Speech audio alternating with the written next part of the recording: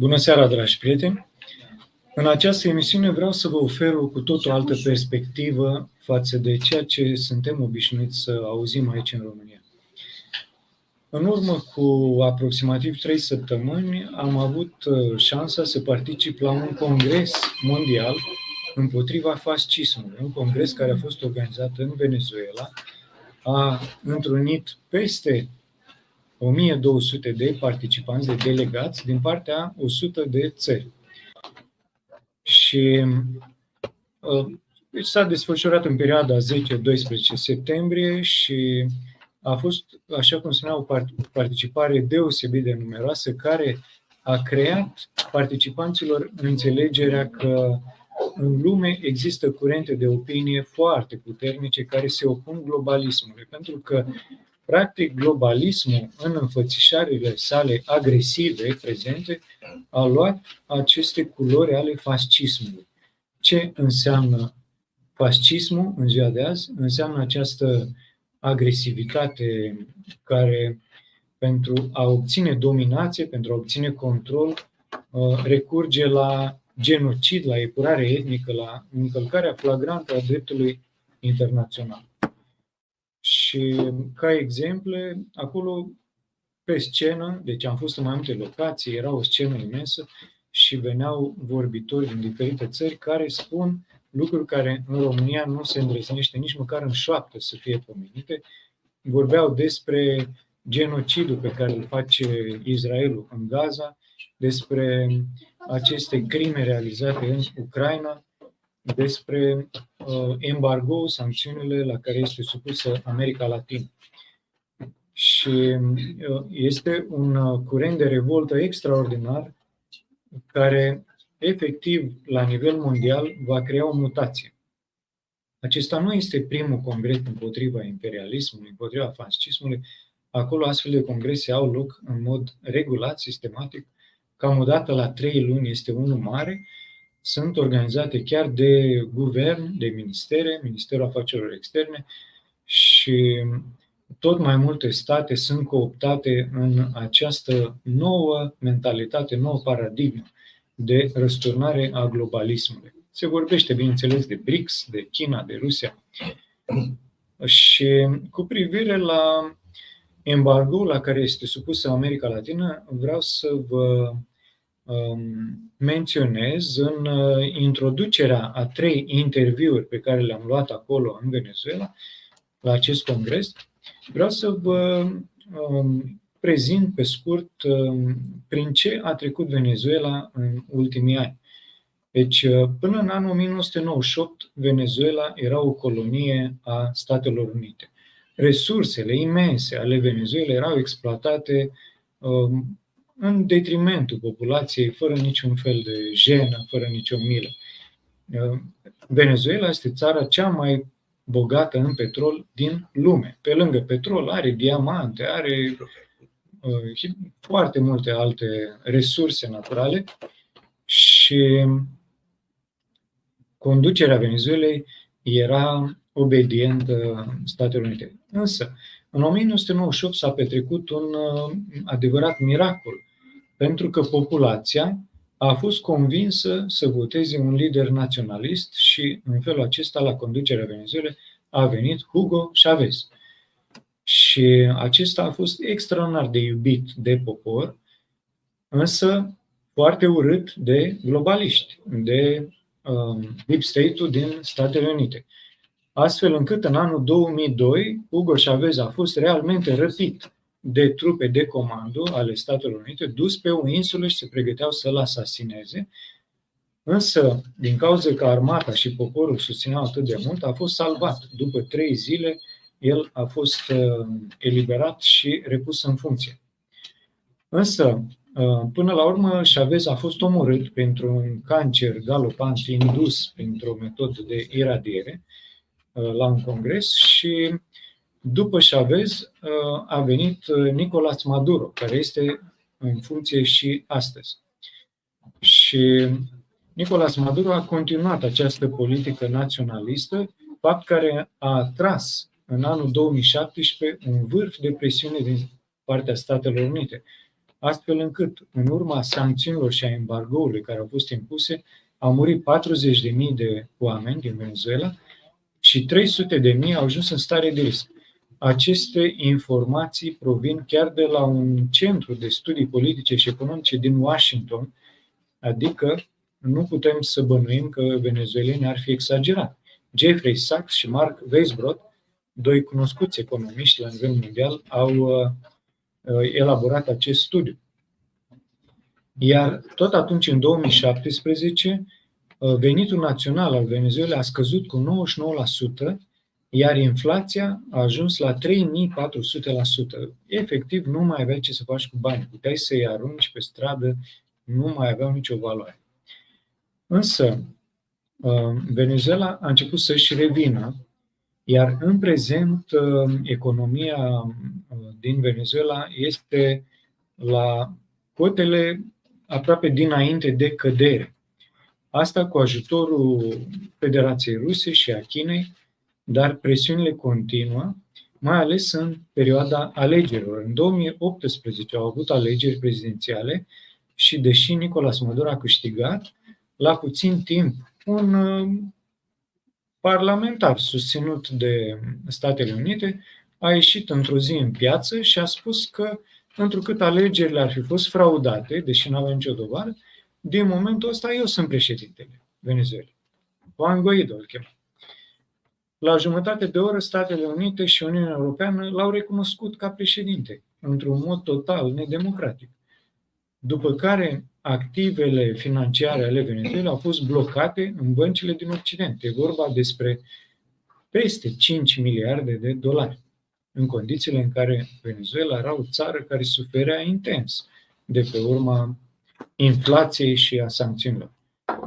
Și situația s-a repetat la alegerile de anul acesta, din iulie 2024, când din nou Nicolás Maduro a fost ales în mod democratic președinte și după alegeri, Statele Unite și Uniunea Europeană au susținut din nou, fără nicio dovadă, că alegerile ar fi fost fraudate. Deși SUA și UE au fost invitate să monitorizeze alegerile, au refuzat. Iar după alegeri au zis, păi noi nu recunoaștem rezultatul, că știm noi că ați furat. Deci asta este politica ce este aplicată și aș vrea să mai amintesc, înainte să urmărim aceste interviuri pe care le-am realizat, o strategie generală la care recurg globaliștii. Atunci când au de face cu un stat ce beneficiază de o conducere naționalistă, o izolează economic, politic, o atacă în toate felurile posibile, prin sancțiuni, embargo, lovitură de stat, revoluție sau război, iar după ce, dacă reușesc să captureze conducerea acelui stat, anesteziază populația prin faptul că se plătesc pensiile și salariile cu bani împrumutați de la fondurile globaliste, FMI, Banca Mondială, astfel încât populația are senzația că o duce bine, în timp ce țara este ruinată și îndatorată. De asemenea, sunt televiziunile care exercită un rol extrem de negativ într-o țară capturată, așa cum vedem situația din România. Ne uităm acum la Antena 3, CNN, la România TV și alte posturi ale concernelor media și avem senzația că avem PIB-ul cel mai mare din istoria României, că o ducem cum nu se poate mai bine, când de fapt țara este într-o catastrofă. Bun, înainte să vă prezint persoanele cărora le-am luat interviu, am aici lângă mine un reputat analist, domnul Miron Manega, ispravnicul de concept al ziarului Certitudinea. Da, bună seara tuturor. Aș vrea să adaug și eu ceva la cele spuse de colegul meu ATUDOREI. Este legat de mișcarea suverană a țărilor din America Latină. Au început și unele chiar au reușit să iasă din ghearele Statelor Unite ale Americii începând cu Mexicul, iată Venezuela, dar Ecuadorul, El Salvador și cred că și celelalte. Despre asta știu sigur. Dar în acest context vreau să subliniez faptul că că există o șansă pentru fiecare stat care vrea să scape din mâinile cotropitorilor, în speță a celor americani sau iudo-americani, cum ar spune domnul profesor Corvin Lupu.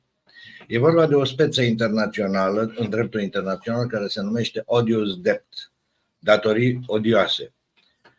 Ecuadorul a reușit performanța ca, declanșând un proces internațional cu o curte de juri, curte cu juri internaționale, să conteste datoriile pe care le-au avut la bănci și în urma acestui proces au scăpat de datorii, de 90% din datorii.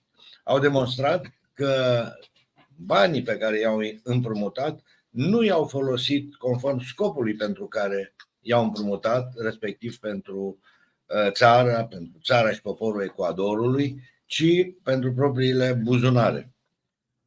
Băncile, la rândul lor, băncile internaționale au fost dovedite, au fost argumente prin care s-a constatat că ele știau ce vor face cei care au împrumutat bani cu acești bani.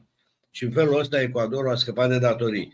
Cu un președinte patriot, ceea ce e foarte greu de realizat în România, s-ar putea face același lucru.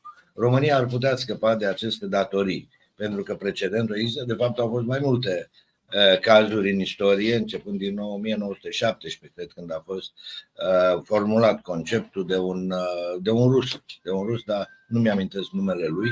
De atunci încoace au mai fost și Grecia a scăpat de datorii, au fost mai multe state, ar putea și România, pentru că am ajuns la limită. Probabil așa au ajuns și cetățenii Venezuelei și ai celorlalte țări din America Latină. O putem face și noi. Atât am avut de spus. Mulțumim mult, domnul Manega. Așadar, dragi prieteni, vom urmări în continuare 3 dintre interviurile pe care le-am realizat în Venezuela. Primul dintre acestea este cu Leonid Savin, un analist politic din Federația Rusă, redactor șef al site-ului geopolitica.ru, fondator și redactor șef al jurnalului de afaceri eurasiatice. De asemenea, domnul Leonid Savin este șef al Administrației Internaționale Mișcări Eurasiatice, a fost redactor șef al site-ului și revistei Cateon, mai are funcții, director al Fundației de Monitorizare și Prognoză a Dezvoltării Spațiilor Culturale Teritoriale, membru al Societății Militare Științifice a Ministerului Apărării al Rusiei, autor a numeroase cărți despre geopolitică. Apoi vom urmări un interviu pe care l-am realizat cu Tarek al-Ahmad, șef al Departamentului Economic și Relații Externe al Partidului Național Sirian. Și ultimul interviu cu Costas Isychos, fost ministru adjunct al apărării din Grecia, a fost de asemenea deputat, secretar general al Asociației Internaționale Prietenii Crimei și a ocupat și funcția de vicepreședinte al Federației Sindicatelor de Aviație Civilă din Atena. Deci, urmărim aceste interviuri și veți vedea acești patrioți din Federația Rusă, din Siria și din Grecia au perspective, au viziuni foarte apropiate de modul cum punem noi problema aici în România, ceea ce arată că toate mișcările naționaliste converg. Și ideea care răzbate din toate aceste dialoguri este că împreună, naționaliștii, patrioții din toată lumea, vom reuși să răsturnăm această mișcare globalistă, căreia nu întâmplător îi putem spune că este și fascistă. Așadar, vizionare plăcută și așteptăm comentarii dumneavoastră. Încep. Dragi prieteni, suntem la Congrgesul Împotriva Fascismului, care se desfășoară în Caracas, astăzi, 11 septembrie 2024, și avem plăcerea să-l avem alături de noi pe unul dintre participanții de marcă ai Congresului, Leonid Savin. Domnul Leonid Savin este editor șef al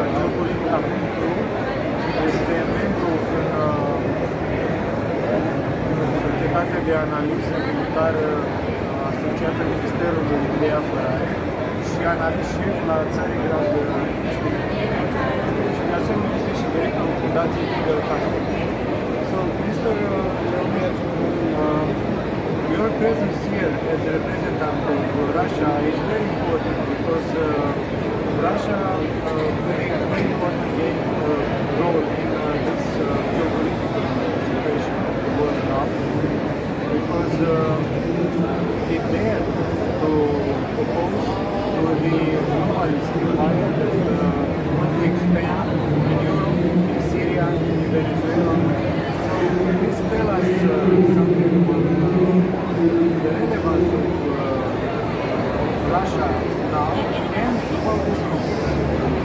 Historically, Russia was on the edge of the fight against different types of colonization, against fascism, against neo-Nazism, and now it's a very unique moment that unipolar moment not exist anymore. We are in kind of multipolar moment, and Russia is one of power who promote a multipolar world for the better future, with China, with Iran, with Venezuela, and Hugo Chavez was one proponent of also of multipolarity. So now it's very important to join our forces and to fight against different forms of discriminations against criminal bourgeoisie, because fascism it's kind of street fighters of bourgeois capital. I'm not use Marxist rhetoric, it's reality.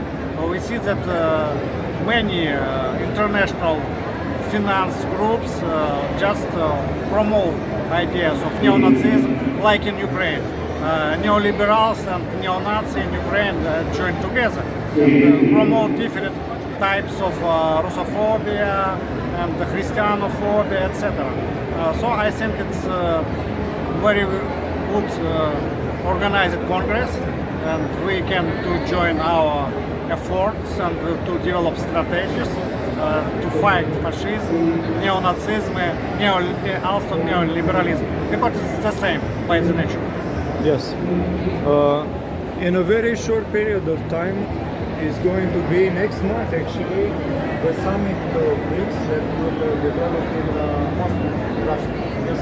So it is another important aspect of international relations that BRICS started to become an alternative for the Western system, and more and more countries they will join BRICS. So please tell us something about the role of Russia in BRICS.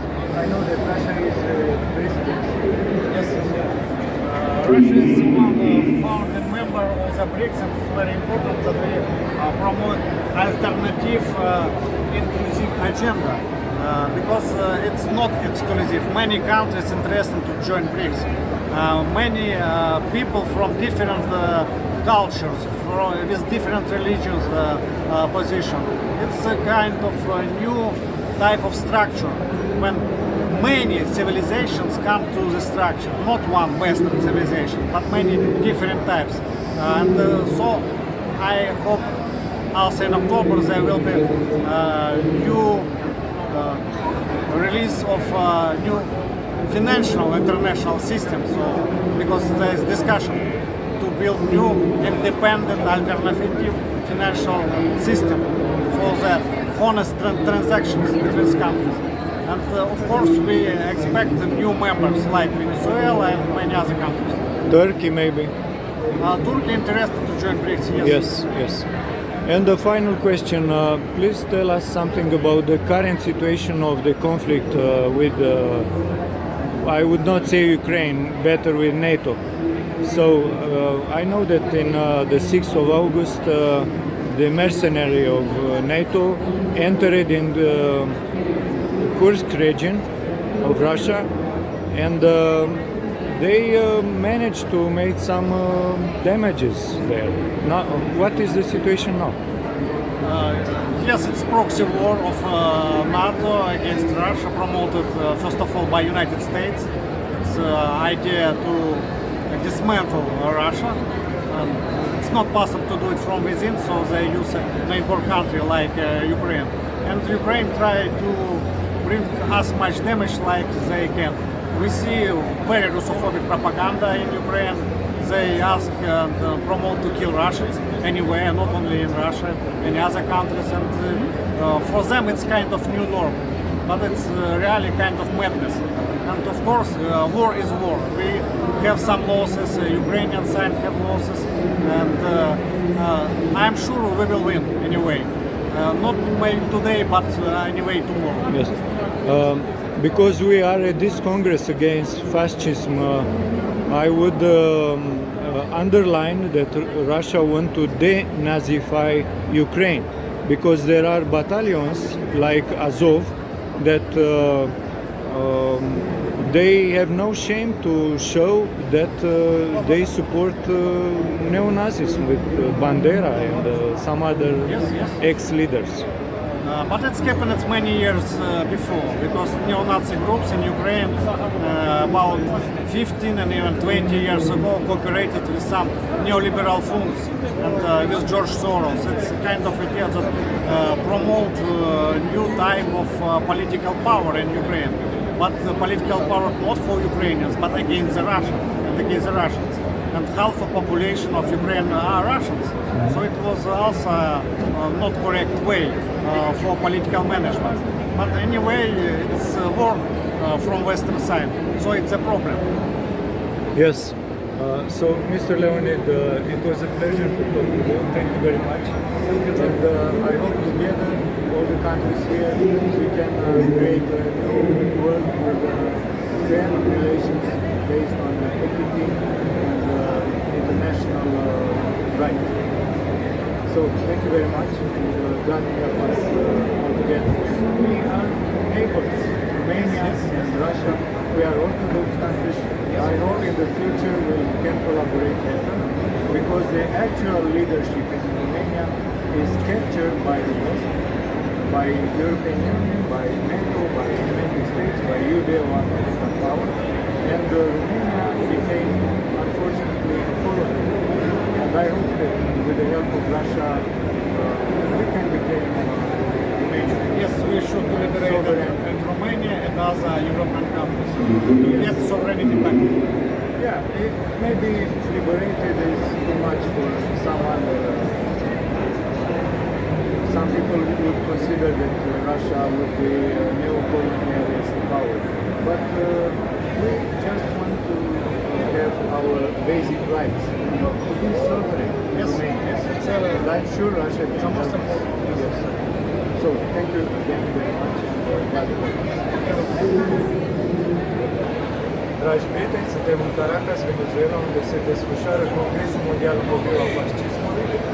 Este august, 10 septembrie 2024 și avem plăcerea să-l avem alături de noi pe unul dintre vorbitorii de aici de la Congres, domnul Tarek Ahmad din Siria. Hello, Mr. Tarek. Hello. Thank you very much for offering this event for us. I want to ask you, which is your impression about this gathering here? Which is the significance and the relevance for humanity? When you hear that there is a congress about fascism, maybe it's simple, by the simple thinking, anybody will thought that we are talking about something old-fashioned. So where is fascism? Fascism is Mussolini and Hitler, and they are both dead. No, there is nothing. The reality is not, sure not. And the reality which is discovered from this Congress is surely not by the scientific approval that it's not. Well, we are living now in a world of fascism. World of fascism. What can you describe what's happening in Palestine now? More than 40 to 50,000 people are killed now. Nobody is okay. No, not nobody is moving. No, many people are moving. Even in the Western countries, even in America, but nothing happened. Nothing happened. So, what does it mean? That means that your opinion, it's a message from the so-called democratic countries to their people. Your opinion is for us nonsense, nothing, zero. All the demonstrations in London, in Europe, in Paris, I am not telling you in Syria and Iraq, in Yemen. No, I am telling you about the so-called democratic countries. Okay, this is maybe one example. The second is Syria, as I told, it was in my speech. Yeah, I'm very interested about the Really, situation in Syria. my friend, what happened in Syria is something you cannot imagine. And the evidences are, you don't need, it's not something which is hidden anywhere in some archive in a library. No, in internet you can open the Sheikh of Qatar who announced we spent $150 billion for Syria for financing the terrorism in Syria. He is speaking, not me. Meaning ISIS. ISIS is to created Free by Syrian army, to all this. Okay, Al why Qaeda. are you interfering? This is the question. Okay, what give you the right to finance other country, to finance people, rebels, etc. Whatever the accused, what is the give you right? And you are still very important country in the world. you pretend you are the Yes. far reach of yes, democracy. You are the alliance of America, of Europe, of everything. Okay, and I tell you that all our opinion is zero. Nobody care about it. If you know it, and it's in their media, in the Western media, not in our media. What does it mean? That means that maybe it reminds me of a very important but devil speech of Margaret Thatcher. You know what she Yes. said? Margaret Thatcher, she said, do what you want now, whatever you want, and be worried tomorrow. So that means we will do everything what we want. We will do everything. In Syria, they financed terrorism. Before that, they are dominating the media. They went into the mind of the people. You know, we have Islam in Syria, Yes. and we have many sectarian groups in Syria, and Islam is like in Europe. In Europe also happened that so-called 33 years war between France and England. They fight each other. The war in Europe between the European countries, England and Spain, England and France, it was hundreds of years of war. In Islam also it was war. But why about 70 media satellite, they are created in 2011 just for Syria to remind every sectarian group what is the old friend of Muhammad spoke about the other sectarian from 1,400 years. My kid, my son, what he will do with something happened since 1,400 years. They will remind them. And from this theory, it comes to Daesh, it comes to ISIS. Why, I tell you, I ask you, why this guy has beard and he comes to Syria and to Europe also, he wants to kill people, he wants to do everything, and he wants to go to paradise. This is a wash of beard. What? They wash it, really.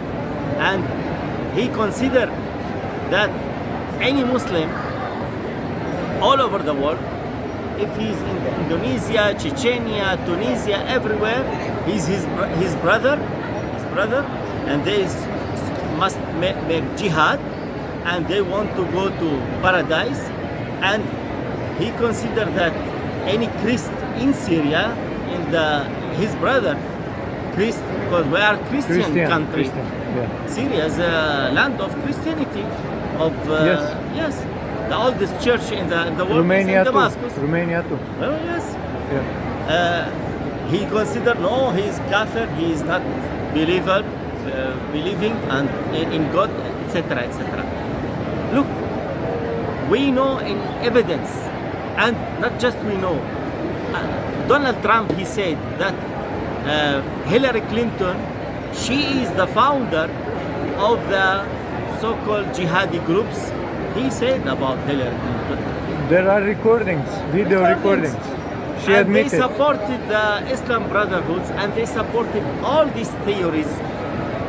And this is the formula how they destroyed Syria. Go to Syria now. They started with Mujahideen in Mujahideen. Afghanistan. Yes. In Afghanistan, in Chechnya, everywhere. Yes. Now go to Syria, you will see that half of Syria is destroyed. Buildings, thousands of buildings. Half of Aleppo. And in Libya too, they did the same. All Iraq. these countries. Yes. Look, my friend, one question. They called it Arab Spring.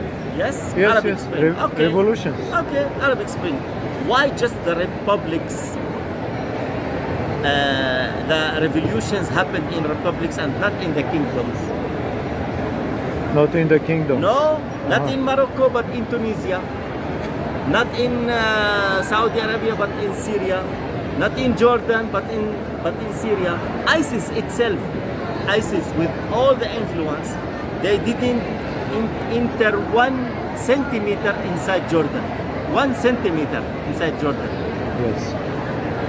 So, and not just this. Okay, maybe you can consider the Syrian regime as anti-American and etc. etc. Okay, what about Egypt? Hosni Mubarak, he was the best alliance of America.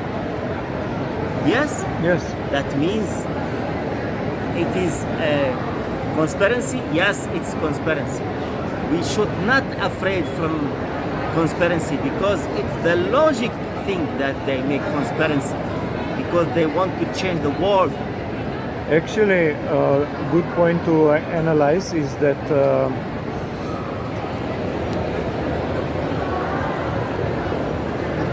in 11th September 2001, it was that so-called terrorist attack against the Twin Towers in New York. But there are a lot of proofs that it was a staged false flag attack. Because after that, they started the war on terror, and they went in all the Middle East to attack a lot of countries with this pretext that they fight against countries that harbor terrorists. But this proof shows that this attack, 9/11, was actually an inside job. It was not playing with the Muslims that put down. It was impossible. It was explosives put in the buildings and they detonated. It was a collapse. Yes, so this is how they stage the... And it was hologram. Yes, I heard about it. It was like you are bringing Elvis Presley now, and you can see Elvis Presley sitting as this hologram.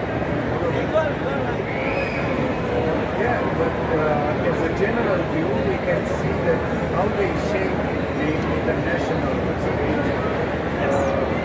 They stage in order to make an agenda with the climate change, with the pandemics, with wars, revolutions, false flag attacks, and that's why they want to get to some objectives that they have. It's right what you are saying. It's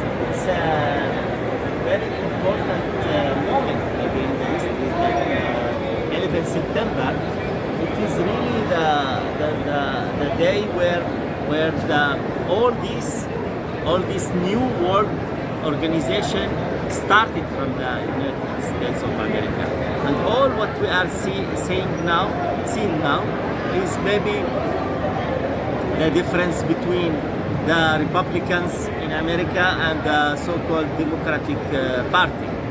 The Republicans, like George Bush, the son, he occupied Afghanistan that time and Iraq, and he spent like $4 trillion in Afghanistan and Iraq. The more dangerous is Barack Obama. Who received Hussein Obama. Nobel Prize Yes. for peace. For peace. Amazing. Barack Hussein Obama, he could destroy maybe half of the world, without spending $1. He's really, this was in my speech. The so-called soft power is something very dangerous. Very Absolutely. dangerous. Because my speech, you saw my speech, it was how poor people are killing other poor people. The example was in Syria, the Kurdish group Qasad, it was PKK. Yes, I heard about it. The party. This party was Marxist-Leninist. It was left, okay? Now there are alliance of United States of America. Okay. I was in discussion with the leaders of this party. Me, myself. I asked them, how can you be Marxist-Leninist and you are now the best alliance of... They start to accuse everything. Oh, democracy in Syria. I said, look, my friend, I don't say that we have democracy in Syria. Please. Yes. Put this beside. I want to mention for our audience that you, Mr. Tarek, are head of foreign and economic affairs of Syrian Social Nationalist Party. Yes. So it is a very high rank position in the Syrian government. And wow. So we would like to know, how do you see the situation of Syria now? Yes. For the future? We know that the Americans occupied the territories where you have the oil, Yes. and they exploit without shame Yes. this natural resource. But I know President Bashar al-Assad resisted with the help of Russia. Yes. And how do you see the future, near future? Do you think there is any chance next year Syria to become free? Look, every analyst or politician, when they start to analyze the Syrian crisis without speaking about Palestine, he failed. You cannot analyze the Syrian crisis independent from Palestine. And now I tell you, I cannot And analyze. Palestine is connected with Israel. Sure. Yes, sure. I tell you now, everything. Don't, maybe the countries, they say about constitutional committee and talks and to the resolution 2254 and Peterson, the envoy of United States. All of this will bring nothing. This is our view in our party. This will bring nothing. You cannot tell me you are speaking about our President Bashar al-Assad. Yes. Okay, very simple. All the time they want to negotiate with him or with our country and with the gun in our head. There is terrorism. How can I make you democracy? Maybe I can speak with you French, but maybe our foreign minister, he cannot speak like me because it's very usual because he's Yes. diplomat. He will speak, okay, we accept the resolution of the United Nations, etc. But it's really, I am now frankly explaining the situation. Thank you. When we have terrorism, when we have American occupying, how can I change the constitution and make democracy and start to form everything? That means your gun is in my head and you tell me to open You are right. all my country. A final question, Mr. Tarek. Maybe because of this ascension of Russia and China and BRICS countries, Yes. maybe we'll have multipolarity in the world. Yes. The power of United States, actually of globalists, because United States is just a tool, an instrument of Yes. some others organization, transnational secret, and maybe with multipolarity we'll have a world with more equity, with more respect between peoples, between nations, states. Look, maybe this is the most important point. Myself, I believe that all the wars and everything, all troubles in the world now comes from one reason, is the attitude of America to monopolize the whole world.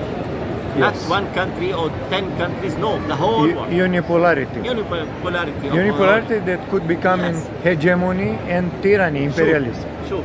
They have 800 several bases, military base in all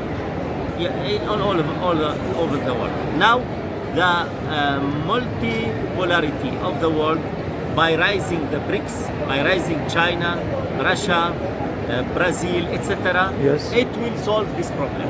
It will solve, and we should work really that, as Xi Jinping said, it will not be, it will be multi-pole world, and this is our aim. Yes, I can tell you that the situation in Romania is pretty similar with Syria, but we have no war. But I don't know if you know, Romania is number 2 of refugees people after Syria. Yes. Yes, from Syria they left because it was war. Yes. And maybe still is. But in Romania it was other kind of war, economic war, social war. Yes. Hybrid war. And we Romanians, they were so desperate because they have no money, they have no future, and that's why they left in other countries to work, to have salaries, better salaries. But we also know that even Romania is under the control of Judeo-American power. Yes. We hope that with this network of countries collaborating with this kind of congresses, with BRICS, we will have finally sovereignty and Yes. independence. Yes. Thank you very much. Hoping peace for your country, and hoping that Iranian war will stop because it's against your interest. Very good. Thank you very much.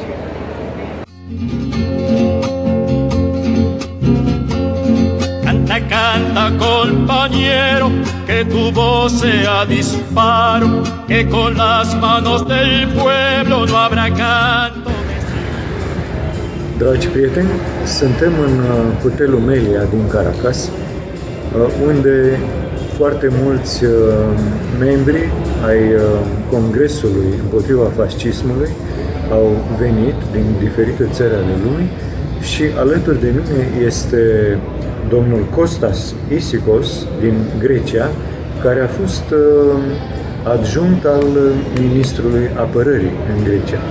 Și avem plăcerea să discutăm cu dumnealui despre acest eveniment la care participăm și vom vorbi în continuare în engleză. So, Mr. Costas, I understood that we are representatives from 95 countries, and we are in total about 1,200 participants. That's correct. So it's an amazing event. It's a worldwide event. How would you describe this event in Venezuela against fascism, Congress against? Well, I think that this is an international initiative taking place in Caracas. Caracas is very important because Caracas, recently in Venezuela, we had elections, presidential elections, which were a worldwide news war between the West and the rest of the world, which is not subjugated by the Western media, Washington media, European Union media. And of course, fascism has made an appearance in Venezuela. It's been here for decades, but now it's resurging. And we have had even 27 people who were assassinated 2 or 3 days after the elections, just because they were supporting Nicolás Maduro and the United Socialist Venezuelan Party. Yes, actually at the event when we participate, Mr. Maduro came and he gave some examples regarding the radicalism that was created in this society in Venezuela. And I think it's worth to mention that a woman, leader of political party, has been killed by a young boy of 13 years old because he read on TikTok that we need to kill Chavistas. This is shocking. This is shocking because we see the connection of fascism through the new technologies, through the media, so social networks, where a 13-year-old boy is indoctrinated into becoming a killer. And he killed this lady who was just a leader of the community, helping people who are marginalized socially, a leader of her party, governing party, and she was brutally killed. Now this 13-year-old boy, of course, was apprehended immediately, but through special psychologists, because he's underage, he's a young boy, and he must be treated socially, psychiatrically, and psychologically. He's not just any ordinary criminal, we should say. And at the same time, President Maduro mentioned that there was a recent law in Great Britain stating that 15-year-old delinquents should be put in jails with adults, not with people in their own age. So we see this difference. And the West talks about a dictatorship. The West talks about no freedom, no social care. And we see this even taking place of a young boy who was indoctrinated by fascism. And Mr. Maduro gave a very eloquent example of how the European Union is integrating itself into fascist type of behavior, even against younger people who are committing crimes. It's important to add here in this context that the European Union, together with the United States, they did not recognize the result of the elections in Venezuela that took place in 28th of July this year. And they consider that the opponent of President Maduro actually won. But of course it's a lie, because the Supreme Court of Venezuela admitted that Mr. Maduro won. And 9 of his 10 opponents admitted that he was the winner. Only the one who fled the country recently, a few days ago, Mr. Edmundo González Urrutia, who was offered asylum, political asylum in Spain, is the only one that says, I won. Even the other 9 opponents of President Maduro, who were very fierce opponents belonging to other ideological political parties, adversaries to the governing party, have admitted that Mr. Maduro is the winner. Actually, the electoral system in Venezuela is well known as being extremely efficient. I mean, you cannot fraud this system. There are parallel ways of counting the votes, and it's very hard. But still, the representatives of the European Union and the United States refused to participate in monitoring the elections, and after that they said, "Oh, we know that There were more than it was 2,000. fraud." There were more than 2,000 observers, electoral observers, invited in Venezuela, not only by the governing party, but the opposition parties, who invited their brother and sister parties in the Christian democracy or in the extreme right wing in the European Union and other countries, and they did not participate. So one can make conclusions of before and after what happened. It's obvious if you think, if you have critical thinking, but as we know, Critical thinking is disappearing. Yeah, the Western system, United States and European Union, they are using narratives that keep repeating in order to hypnotize population, and population who does not have critical thinking, they start to accept this narrative as being the truth. It's because when you speak half the truth, it's actually a lie. There's no phrase that can be changing the meaning of truth. You either tell the truth as a whole, or you better not tell it at all. It is the same story with Corina Machado, who is actually the big leader of the opposition. She was not allowed to participate in the elections. And when we hear in the Western news that the decision of the courts in Venezuela prohibited her becoming an electoral candidate for the presidency, we hear this in the West and we say, "Oh, this doesn't sound good. It's really dictatorship." Yeah, maybe this is, but nobody told us that the decision of the court was taken while she was a member of the parliament in the opposition. She participated in a meeting, an international meeting of the Organization of American States, where Cuba and Venezuela are not allowed to participate. And she went to this meeting representing Panama. Another state. Another state, and she's a member of the Venezuelan parliament. Can you imagine if in my country, in Greece, I am invited to an international meeting and I represent Romania? And if you are in the Romanian parliament, you go to an international meeting and you represent Greece. These things does not happen in international. To avoid Yes, this is not international diplomacy. This is international piracy, and she has been indicted for this. So the decision of the Venezuelan government was justified. Of course, she overcame and overruled the conduct of any parliamentarian in the Venezuelan parliament.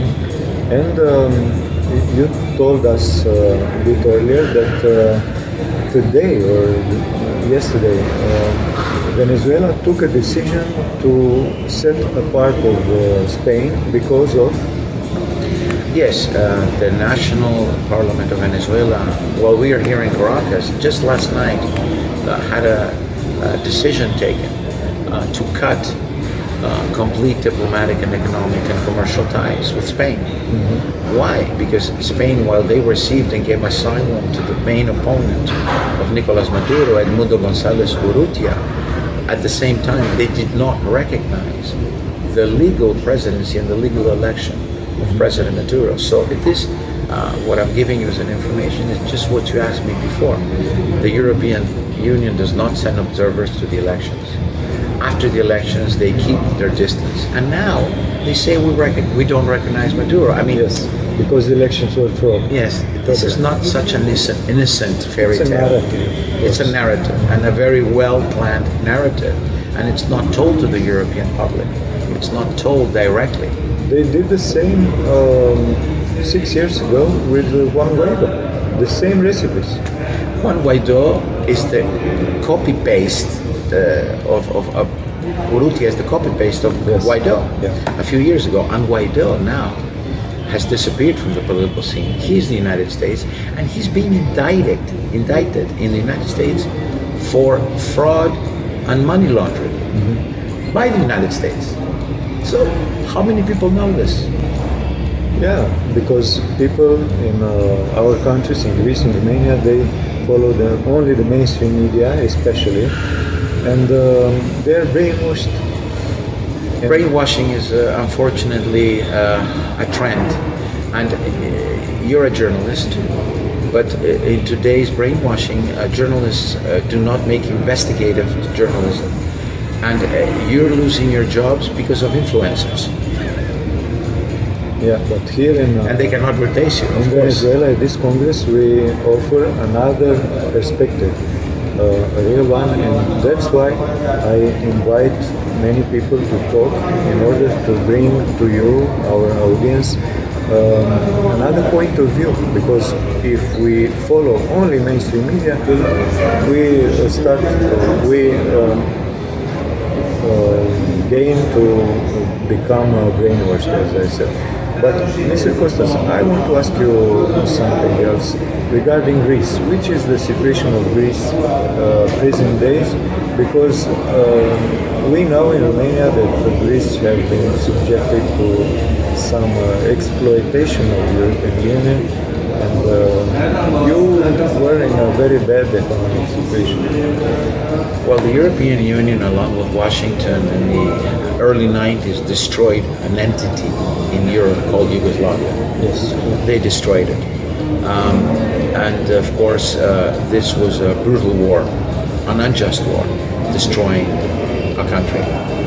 Now, Greece became a victim of an economic war, which is almost the same.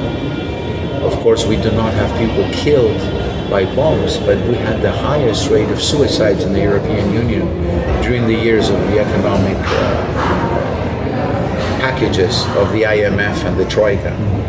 We're still suffering from that. Greece is not. Romania is pretty the same. So you understand that our countries, Balkan countries, Eastern countries in Europe, we are third category citizens in Europe. This is unfortunately a German Europe, or a Franco-German Europe, better said. And I think that our people, from their historical experience, know that when somebody knocks the door on your home and says, we offer a free meal for you, or a free help, they want something in return. And usually they take your home. You get a meal, but they take your home. So the parallel is that they want to take our countries, they want to take our youth, they want to brainwash them, they want to take anything that could produce for our people. This is robbery. One of the first steps that they are doing is to capture the leadership of the country. In Romania, they succeeded after the coup d'etat in 1989. They put leaders formed by Soros institutes, and now Romania is captive to this Euro-Atlantic interests. How about Greece? I think in Greece and in Romania and many other European Union countries, political leaders are fabricated in mediatic centers. They don't talk a lot about politics. They talk a lot more about what they like to eat, where they like to go for holidays, or what their favorite football team is, and less politics. So less programs, less social programs for the people. And this is a new laboratory in Europe, in the European Union. We are the most advanced laboratory, socio-economic and political laboratory of fascism of the 21st century. Right now it's disguised. It doesn't present itself as a hereditary movement of Mussolini and Hitler. Of course it's not. But its strategic goals and its methods are very similar. But the leadership of Greece, how is orientated now? I mean, do they have still a nationalist orientation, or they are totally obeying? Greece is losing its independence. It's lost its independence. Independent country. It's a NATO member country, like Romania. You are going to have the biggest military NATO base, US base in all of Europe. You also? Yes. You have a lot of NATO bases. We have 15 military facilities. The Alexandroupolis port in northern Greece is the vertical corridor between the military help and military aid that is given to Ukraine today, and it's going north up the way to the Baltic countries. So this is a preparation for future aggression and future conflicts in Eastern Europe. We must be aware of this. The multiplication of military bases in our countries is a danger of losing the oxygen we breathe. It's a political suicide for our countries to become NATO colonies. They are actually occupation troops. Yes, and as occupation troops, they need to have bars, they need to have friendly women and friendly men, and they need to become the Cuba of the 50s. And we do not want to become the Cuba of the 50s. We want to have our people to be proud of what they are and what they will conquer in the future for themselves and for their children and grandchildren. Happy lives full of peace and cooperation and collaboration among all peoples. This trend is growing. It's growing. It's a growing need of humanity to have balance, to have harmony, to be away from war and away from conflicts that bring death and destruction. We need an alternative because dollar, the sanctions, everything became a tool of hegemony. That's correct. And now it's being lost. And they're replacing their hegemony of the currency and the dollar with the hegemony of the social contacts through the internet, through the three big oligarchs of the world, Elon Musk, Zuckerberg, and Jeff Bezos. They're portrayed as the saviors of humanity. And what they want is they portray that the future is us, the few, the ones to control the mind, the present, the past, and the future of humanity. And we must stand against this. They create narratives. We can see with this climate change, with pandemics, worse. I think they will use anything in their power. I will give an example that was said, and it's not my words. I don't want to steal someone's very intelligent phrase, which was given by Jorge Rodriguez, the president of the parliament. He said 40 years ago, if a conspiracy theorist said that the earth was flat, he would probably be attended in a psychiatric hospital to be given help. Now we have millions of followers believing that the earth is flat. And we who believe that the world is round, we sometimes might become a minority.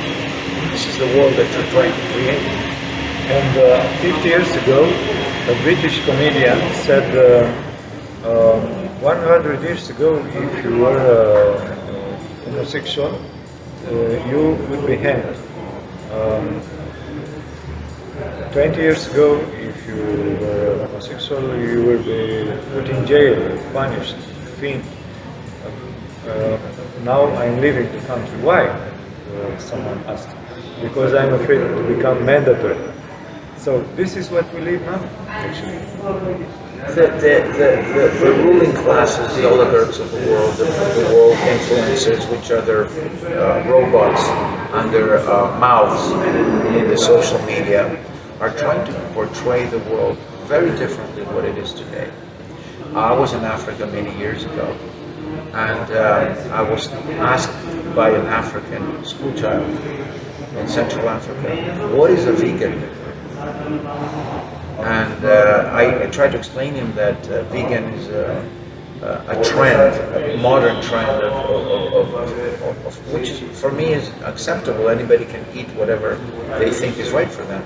But it's not right to be mandatory to be a vegan because you have to be a vegan. You can be a vegan if you choose to be a vegan. But he told me, you know why we don't have vegans in Africa and in my country? Because we cannot even have a glass of milk per day. We don't have a choice.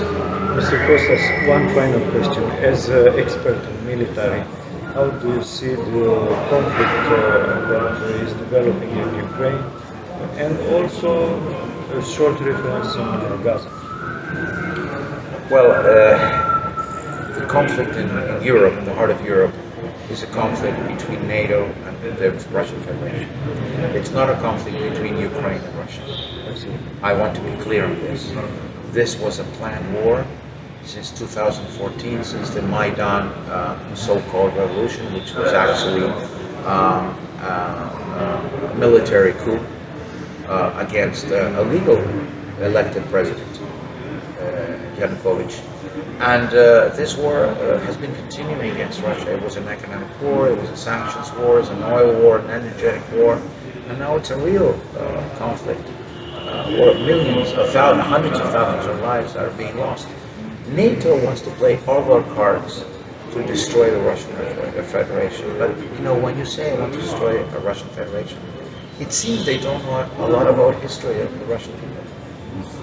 You know, the Red Army, Berlin, Napoleon, and now the NATO troops and Ukraine. I'm not saying Ukraine and the NATO troops. The NATO commanders, the NATO commanders and Ukraine. And Yugoslavia, okay, they succeeded in destroying the country, but the Russian Federation is not Yugoslavia, it's not Greece, it's not Romania.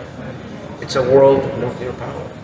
And the Russians are very, very keen in keeping their independence and keeping their national integrity. Whether we like the Russian government or whether we don't like it, all people have a right to defend their country. And this is what the Russian Federation is doing. Especially after 2000, when Putin came to power, the Russian Federation became very nationalist because under Gorbachev and Yeltsin, the situation was they were obedient. It's a country that wants to have independence from the hegemony of the United States. And the United States very clearly says, you know, the struggle between Kamala Harris and Trump in their debates or their differences in their tactics, not their strategy, is who is the worst enemy. Mr. Trump says China, Mrs. Harris says Russia. They don't really disagree. They want to destroy both. They just disagree on how to do it and who to do it with first. This is their differences. Okay, and a few words about Gaza. Gaza is the repetition of the genocide of the Second World War by Nazis. Not only against Jews, because sometimes we're told that the Holocaust is only a Holocaust against Jews, which it was. But we had a Holocaust in Latin America by the Spanish and the Portuguese and the British, from North America to Latin America, with tens of millions of indigenous people being assassinated. We had a Holocaust in the Belgian Congo with 8 million Africans being killed by King Leopold, who conquered the Congo. Western colonialists, American imperialism, European imperialism, and colonialism have a long line of holocausts. And unfortunately, Gaza is a new Holocaust against the Palestinians. And all humanity, regardless of what their ideological and political choices are, is to think as human beings first, and then react to what this barbarity is being committed against the Palestinians. But the international organizations should maintain human rights. It seems to fail because, for instance, United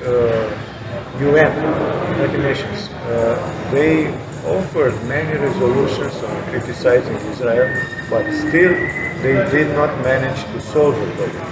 I agree with you. The United Nations has been completely marginalized. The International Court of Hague against crimes against humanity has indicted Netanyahu and many military leaders of Israel. And the president of the Court of Hague said, I am being bullied by Israel and Western countries not to implement this indictment against Netanyahu. So you see that all international organizations, whether it's the Hague or the United Nations and others, are completely sidelined, completely marginalized. Only what Washington says, and their puppy, their caniche dog, as we say in Greece, the European Union, which has lost any sense of European independence and European self-criticism and European humanity, because we had 2 world wars in Europe, but we also had many philosophers in Europe. We had many thinkers for humanity. We must carry on our tradition of being a human race in Europe, in the European Union. We have become, unfortunately, the watchdogs of Washington militarily, economically, and politically. Yeah, let's hope the situation will change.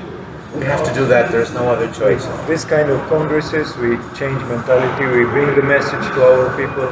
This Congress in Caracas, which is the first Congress against fascism, imperialism, and colonialism, will not be the last. There will be others. And we must grow and take part in these congresses, bringing our experiences from our own countries. And what President Maduro said yesterday, to create a new international against fascism. Yes. This is a necessity for the survival of humanity. To be united, Yes, to work together. of course. Mr. Costas, thank you very much. Thank you very much, It was and a my pleasure. best to the Romanian people, because in the Balkans we're family, and we must think as a family. Compañero, que tu voz sea disparo, que con las manos del pueblo no habrá canto desarmado.